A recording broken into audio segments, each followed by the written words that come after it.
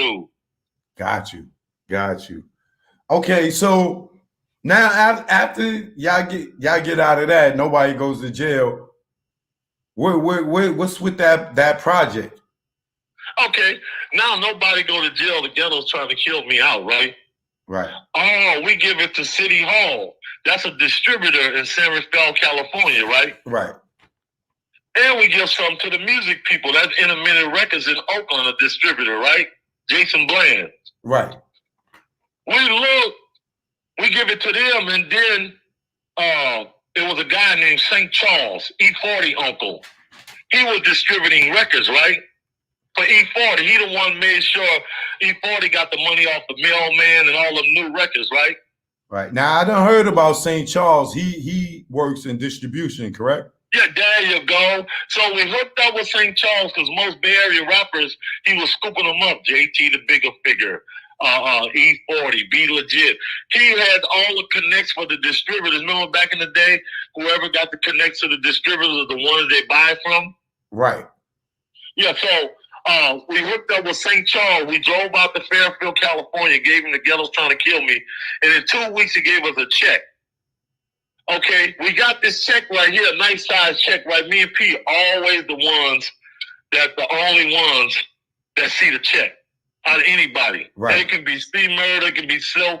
Back then, they didn't open their mouth because I was the number one man. Right. I was the only one sitting in the front seat. C Murder, Silk, none of them could sit in the front seat with me.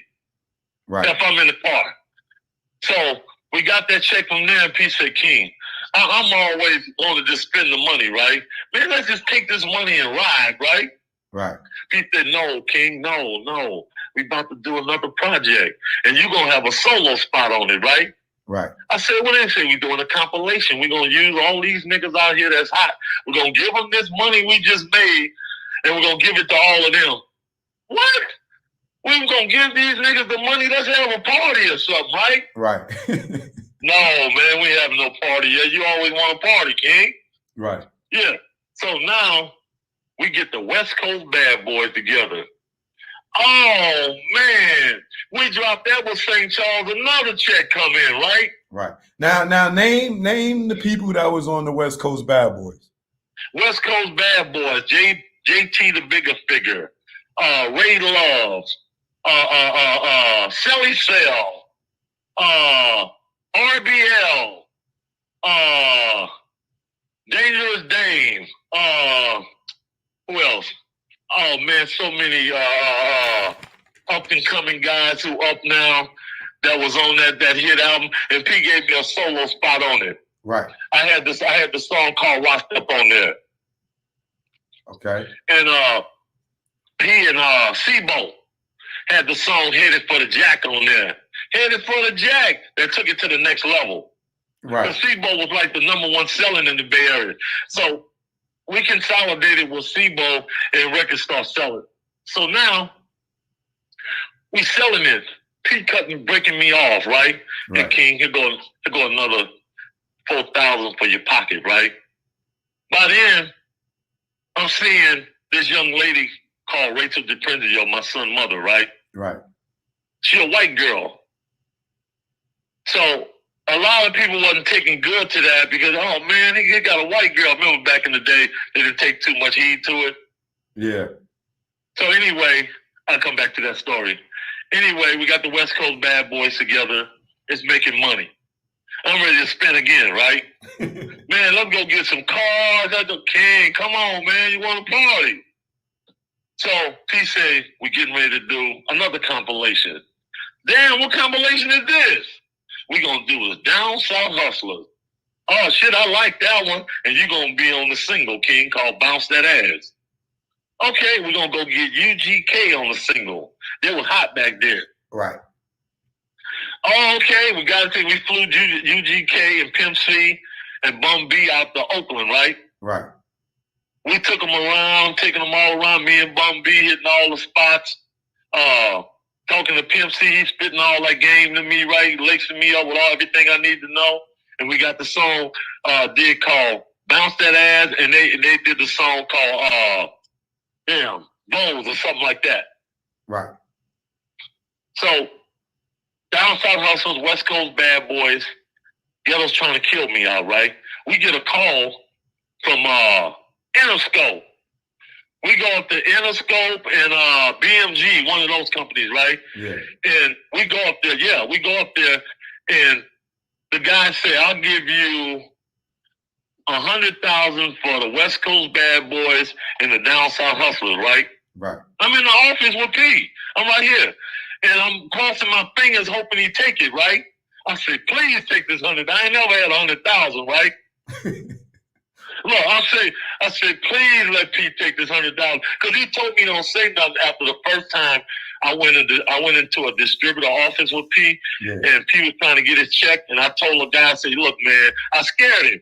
I said, man, you're going to give us our check, man. I'm not going to play with you. And that pissed P off. P said, you can't do that, King. It's not like that dealing in these offices, man. You put your hands on these people, we ain't going to sell no more records. He told you I said, okay. So I shut my mouth after that. I always played my role. Right. So when we was in Interscope and all this and Atlantic Records, and P turned down that 100,000, I was pissed off. I said, man, why would you turn down 100,000? He said, King, be cool, man. I'm doing this right. I shut my mouth, right? I couldn't understand it. Right. I said, 100,000, that's a dream come true for me. So we leave out the office, and we still going to St. Charles getting these little checks from him, right? Right. So everything going good. We're doing appearances. We're doing a few shows out of state. They're calling us out there in Kansas City. We getting around. We're going to make these records sell because we got to show up, right? Right. They seeing us this show. Look at Master P. And I was semi-Master P bodyguard, too.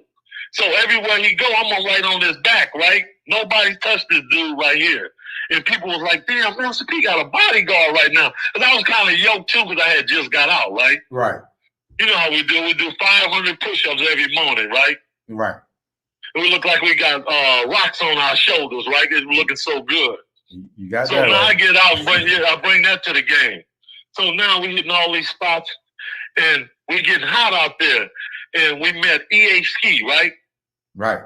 Shout out EA Ski. EA Ski was always a part of it from when I was locked up, because that's who hooked up with Master P and made sure he kept everything going.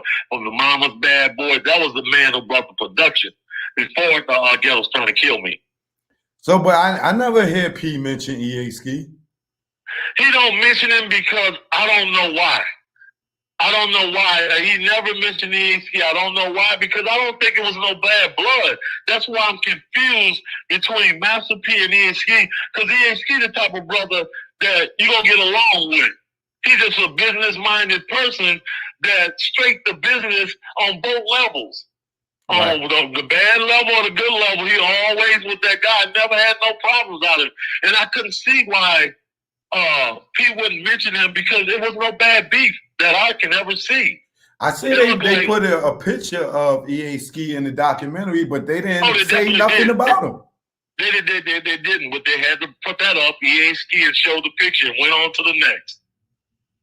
Wow. And I can't elaborate on that because I don't see any bad blood, and I haven't heard anything in the street where EA Ski did. I'll never hear nothing bad about Mr. EA Ski. That's why I really can't elaborate on. Well, I don't know what he did, because I'll be talking shit then. Right. If I come on, man, the reason why he did it, yeah, I don't know that. And I'm not going to go that route because I keep my record clean. You can put me under a microscope, my record clean. I'm going to tell you everything about me. Right. Well, we'll see. EA Ski, I'm sure he's going to talk at some point, but I did notice that he was in there, but they didn't say nothing about him. They just showed him.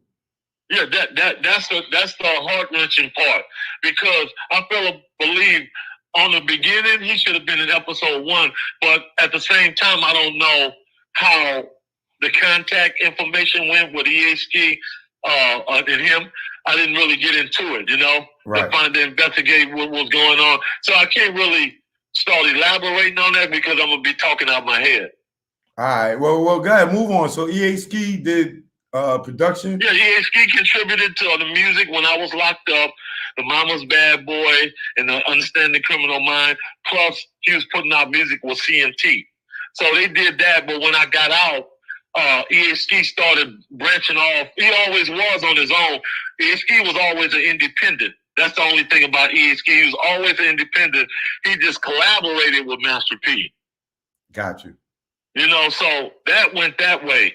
And P never said nothing bad about EHK. When I first got out, it was nothing but good, man. When I just met my boy EHK, he a black belt, this, that. Never uttered one word. Not even trying to stand in front of P, you know? Right, right. I'm just giving you the real about another man.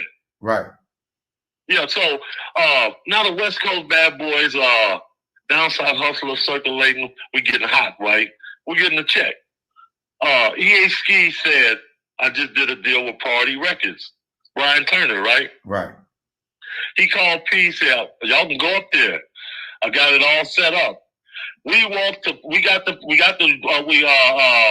plane to LA, me, C Murder, Silk, Master P. We all walked in the office. Back then you can walk in the office of the record companies and just go straight up to the door. Now you need like a scanner. Because Ice Cube and them shut that down because they went in them offices one time and broke all them people's shit up. Right.